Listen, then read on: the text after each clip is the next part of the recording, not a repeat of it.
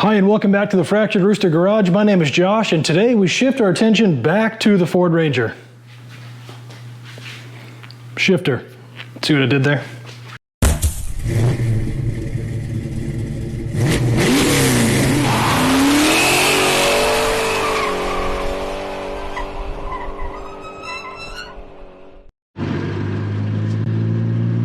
Well, today's going to be a different kind of video. I had to pull off all my microphones because we got to go in stealth mode. I want to sneak you guys into LKQ today, and I'm going to look for some parts for the Bronco and the Ranger and try to avoid the police. We'll be looking for a grill for the Bronco. Someone painted that one black and I don't like it. Seat belts for the Ranger, and maybe a rear axle and springs for the Ranger. If we can find something in a little bit better ratio from an Explorer of the same year, a similar year, that we can use the springs on the Bronco, we're gonna do that. So, and maybe some interior pieces to tidy up, like the broken dash bezel here. I'm sure the Bronco needs a couple things inside. When I see them, I'll know what I need and I'll just grab them. But yeah, I'm about to smuggle you in, so bear with me in the audio in this video, please. Well, we made it. I smuggled you in. We're currently in Mustang hell. We'll head back to the Rangers in a minute, but I like to cruise through here because I find cool stuff like this competition orange Mach 1 that lived a much better life at one time. And I'm already striking gold. I found the matching wheel to replace the one damaged one I have at home. These are going to go on the Ranger, by the way. Spoiler alert.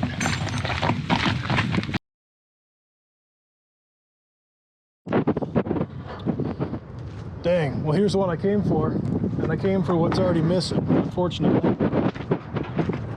This one has the 2.9 manual. Oh, it's got a TK5 shifter. I bet you it's junk just like mine.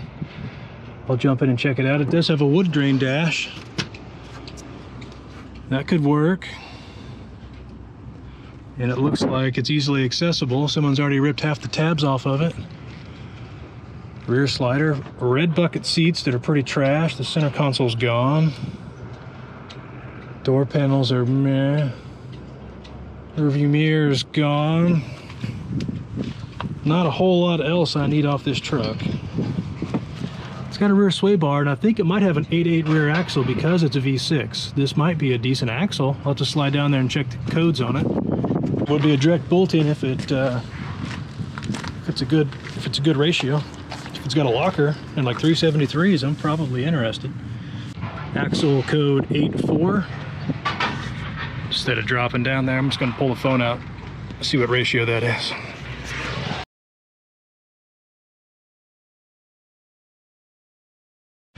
So coming to a salvage yard probably isn't everybody's cup of tea, but I really do enjoy this stuff. I don't know why. Sometimes you never know what you're gonna find out here, so I like to bring a little of everything. I think I will pull this dash at least just to look at it and see how nasty it is. Just got to pull all the fasteners out of the top. Someone's already helped me and pulled all the lower ones out.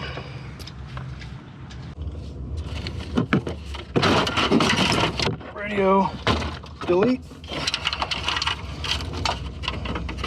Yes. Oh, you know what? There's a bunch of, it's like something caught on fire here in the ashtray. Well, we'll send that one back to the gods.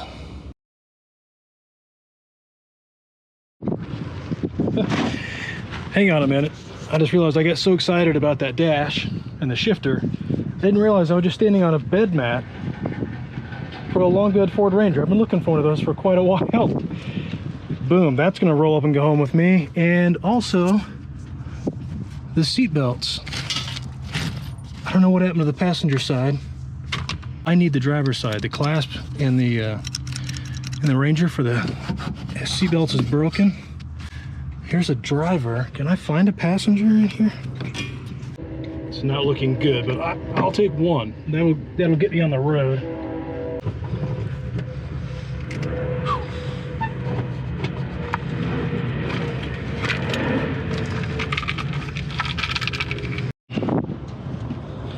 Well, I think our work here is done.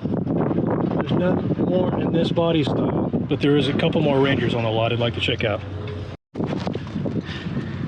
Somebody America'd the hell out of this one. 3/4 ton Dodge. Look at this. A 1-ton van. Somebody turned into a pickup. Priceless. What a gem.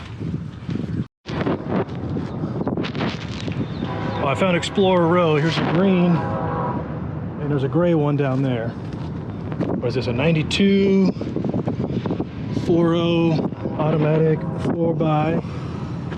This would have the axle that I think I need. This would be an 8.8. That's an open diff. Drum brake, exact same width, and it also has the springs that I need. If I could drop this down and keep the springs attached, this would bolt right underneath the Bronco and give the back end about an inch lift, and would add about an infinite amount of strength to the center diff. It's open, that's something I don't like about it, but beggars cannot be choosers. Let's go down here and look at the silver one, gray one, whatevs. I bet you it's going to be the same spec. Oh, someone's already pulled an axle tube out of it. So the common thing to do with these 8.8 rear axles out of these Explorers is to pull the short side axle. The pumpkin on these differentials is offset to one side or the other because the transfer case output, it's kind of complicated. Because of the driveline angles, the center differential is off-centered by about 3 or 4 inches. So what Mustang guys will do is they'll come out and they'll find these with disc brakes typically, and they'll grab the whole rear axle, and then they'll scour around and find one like this with drum brakes, and they'll pull out the short side axle, and then they'll go home and they'll cut 3 inches off the long side, slide that short axle tube in there, and center up the differential, and it essentially cuts 3 inches off the rear axle. I think these are 59 inches from flange to flange. Like wheel mounting flange, if you cut 3 inches out of it, it comes down to 56-ish, which is about exactly what you need for a car, a Fox body Mustang or anything of that era. It would fit perfectly under my Ranger.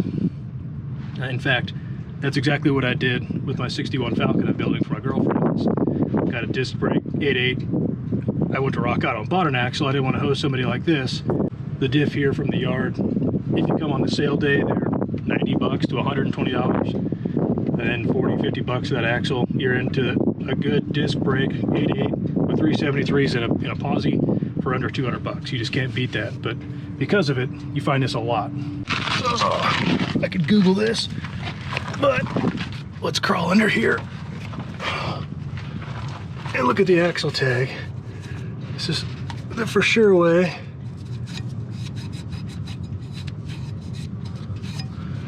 So see that bottom row of numbers there? It says 3, then there's a space, 27, and then an 8.8. So we know this is a 327, and as it's open, there's no markings between the 3 and the 2. If this were a posi unit, there would be an L there. It'd be a 3L2788.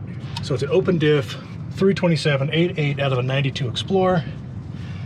So there's a little sway bar. Now you see why I wanted that one off that STX. It was like 1 inch thick. This is a little like 3/8 unit, 5/8 unit, itty bitty.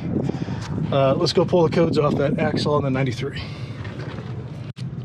And sure enough, someone's already had this one open, so I was able to pull that tag off. It is a 32788 open diff. Not a big deal, but I really would like a locker. I wish somebody would have really helped me out here and pulled the springs out of this one. I don't know if I'm ready to fight springs today. That seems like a 2-player job. It's 95-ish degrees out today. I'm already sweating like a pig. I don't know if I want to pull springs. Ah, here's the other Ranger. The other maybe.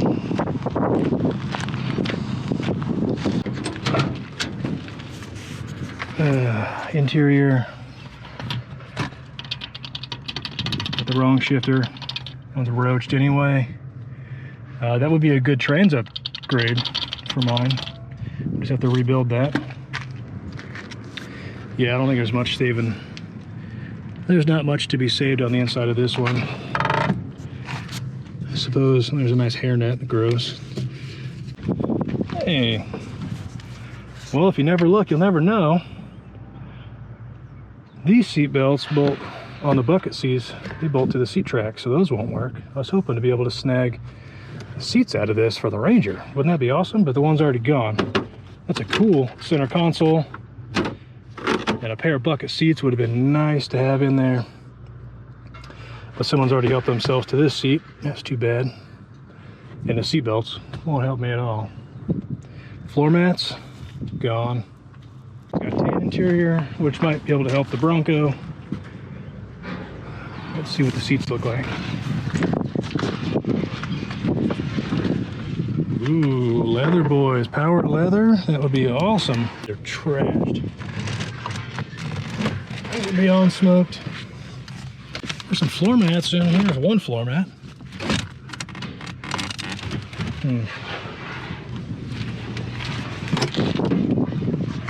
I think these tan floor mats would fit the Bronco if they were all in here.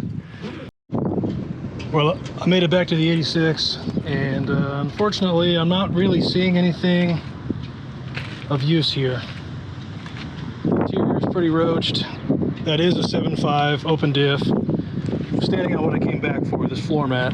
They want $29.99 for it. I'll give it. I'll give it. Look how nice this bed is because it lived in there. All right, well, let's head to the front and get out of here. Gross.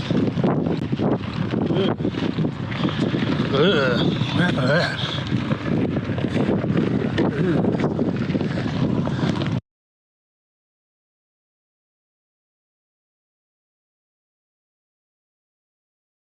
We're back. It was a hot day yesterday.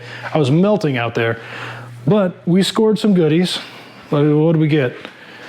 Our haul consisted of sun visors out of an Explorer. So they've got the visor that swings away, then the other drop down, and they even have a backlit vanity mirror.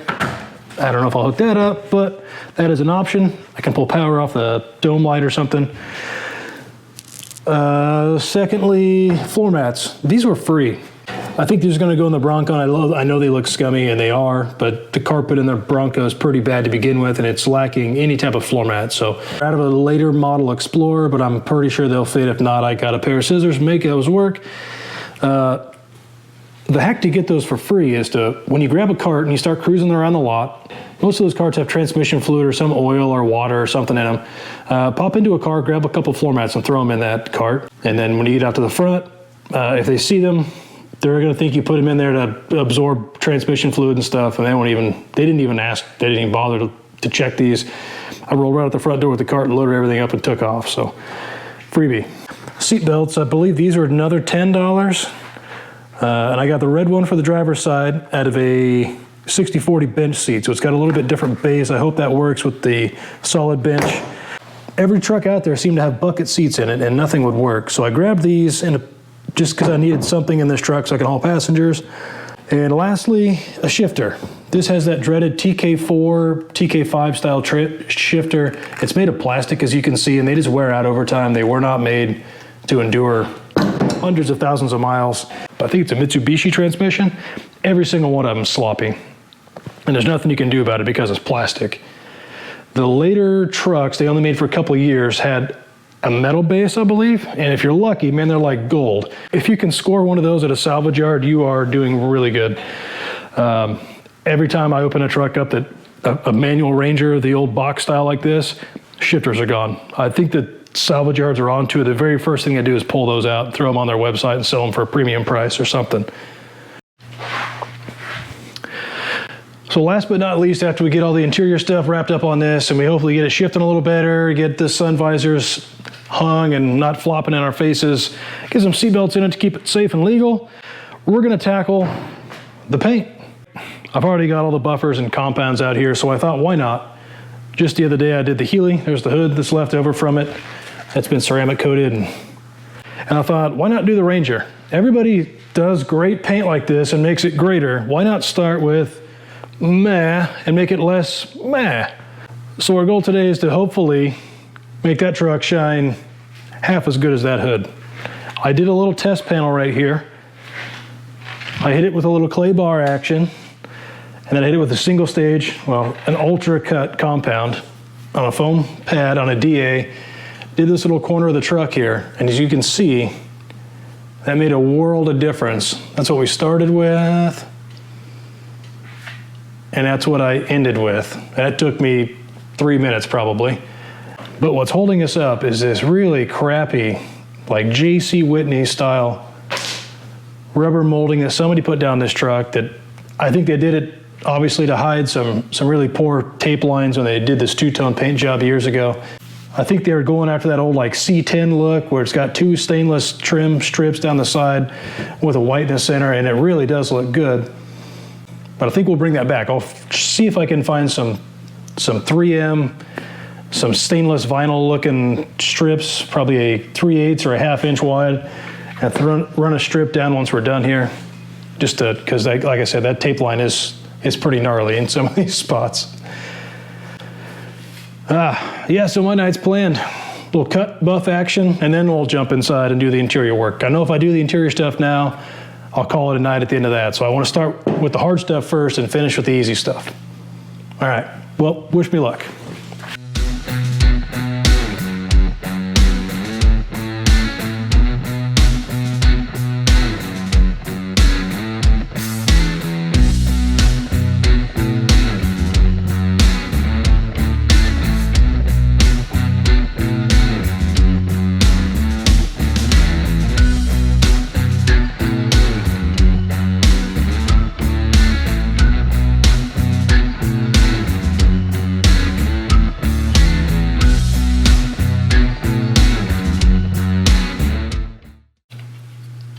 That smells like fresh oranges in here from that Citrusolve. Look at this.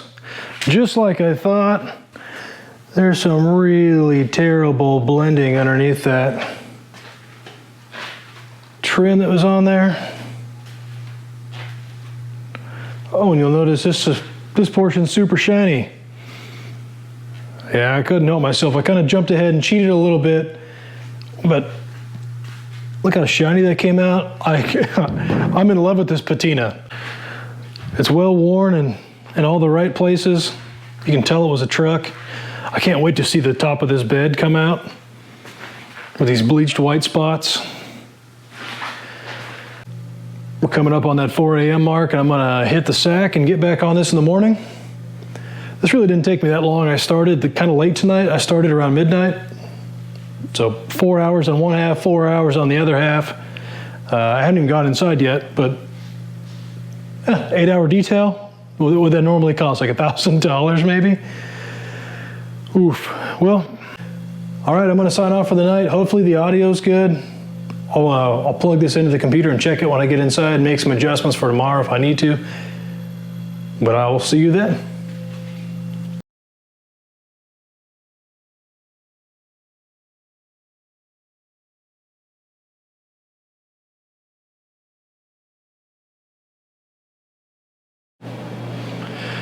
Good morning and welcome back to day 3 of the Ranger. Today, as you can see, I've got some pretty rudimentary masking going on here because we're going to spray some clear on this roof. So you're probably wondering, what did I do to prep for this? Well, basically nothing. I hit it with some alcohol, I hit it with a Scotch-Brite, and then I hit it with some more alcohol, and that's it. I just draped some cloths on the car. We're gonna get overspray on it. There's no way around that. I'm not gonna break out $20 worth of plastic to keep overspray off the sides. It's ceramic coated freshly, so hopefully that stuff will just wipe right off. I really don't know what to do here except just to do it, so.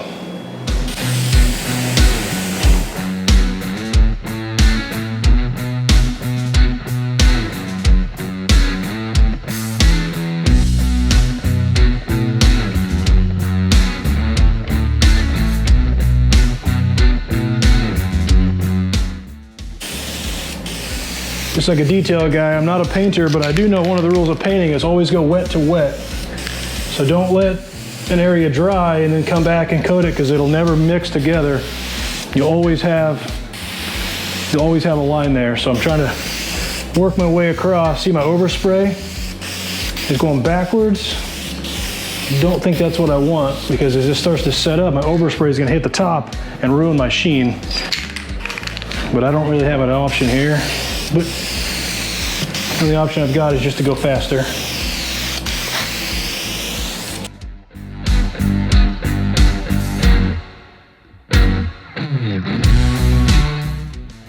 Okay, and we'll go back this way just to kind of hopefully remove any zebra stripes if we happen to have gotten some thin areas. So just like Avalon King, that's why they want you to go back and forth, is to get a good even coat, prevent any zebra striping.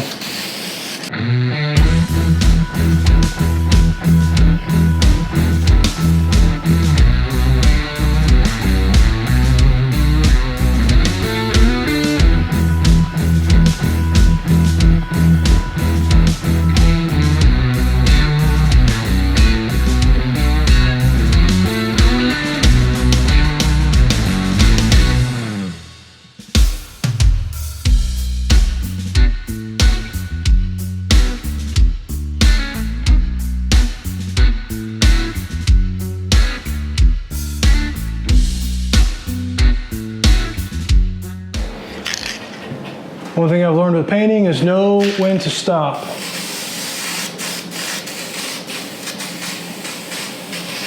If you try and press it a little farther, next thing you know, Mr. Run shows up. Whew. We'll set these fumes out of here and I'll bring you back when it's all done. Actually, I'll back it out and show you what it looks like in the sun. Well, I finally got it out of the garage and it got some sunlight on it. It's looking pretty damn good, if I can say so myself. A huge improvement. And the roof is shiny again.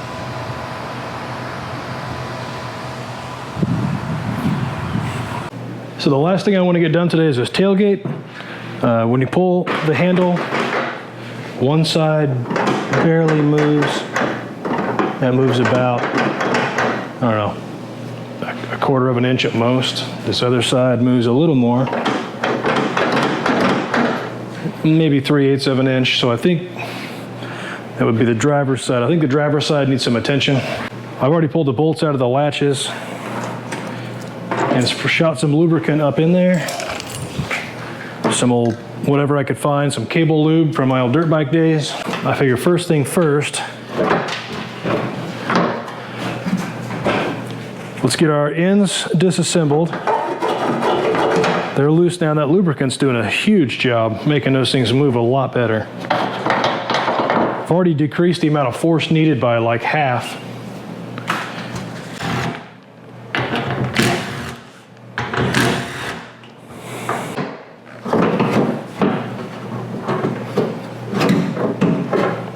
Hey, look at that. It's got some retainers on it, just like your door pulls would normally have inside of a car.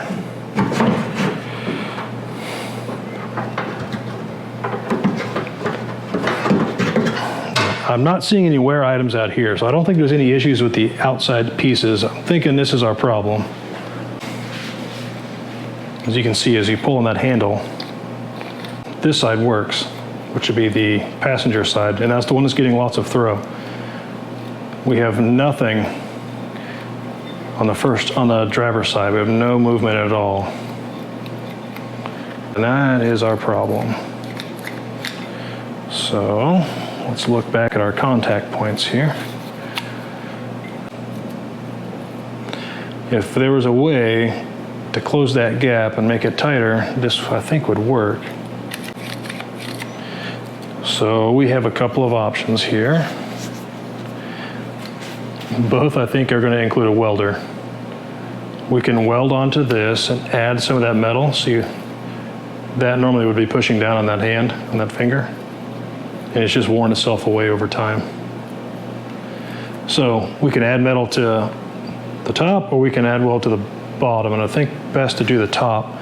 Unfortunately, all this stuff is riveted together, so we're going to have to cut those rivets out, remove the handle, and then bolt it back together, which is not a big deal.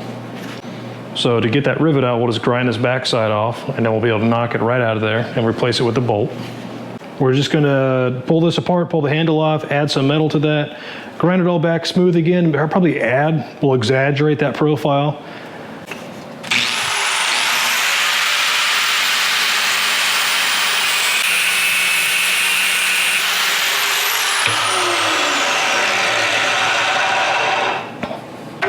Cool, hammer and punch time.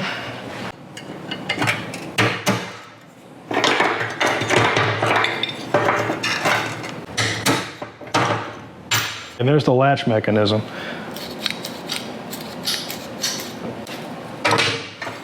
And here's what we're going to work on. And that's the problem. So we'll grab the welder, throw a couple tacks on there, and then we'll grind it smooth from the inside and the outside.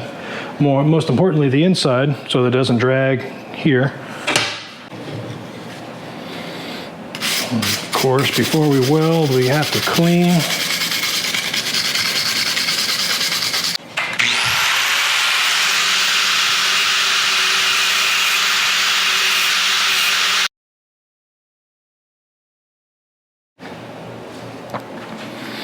All right, well, very quickly, just a quick tack weld essentially. It pretty much, God, that's almost perfect. Pretty much rests right on there now. Let's let that cool and throw a couple bolts in it, and I think we're gonna be fixed.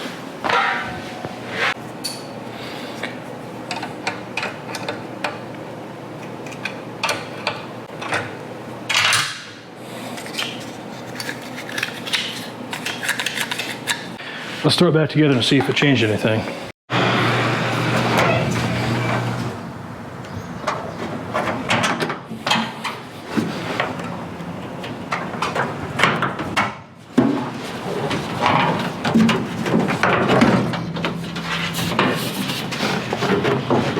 Oh, this is making me so happy. The thought of getting rid of that purple tailgate. Holy crap. It needs adjusted in and out. Huh. That hasn't happened in a long time. Well, that wraps up our Ranger video. I don't think you'll see it again until I get some tires on this thing. Tires and wheels. That's the end of day 3 of this Ranger weekend. It looks good. It runs way better. That shifter, I didn't show you guys. I should take it around the block and show you. Well, that's it. I hope you guys enjoyed the video. I enjoyed going to LKQ, and I enjoyed bringing all those parts back here to the Ranger and making it a little bit better. Stay tuned to see what happens with it next. I think you're gonna like the new wheels and tires. I know I will. But as always, thanks for watching, and we'll see you on the next video.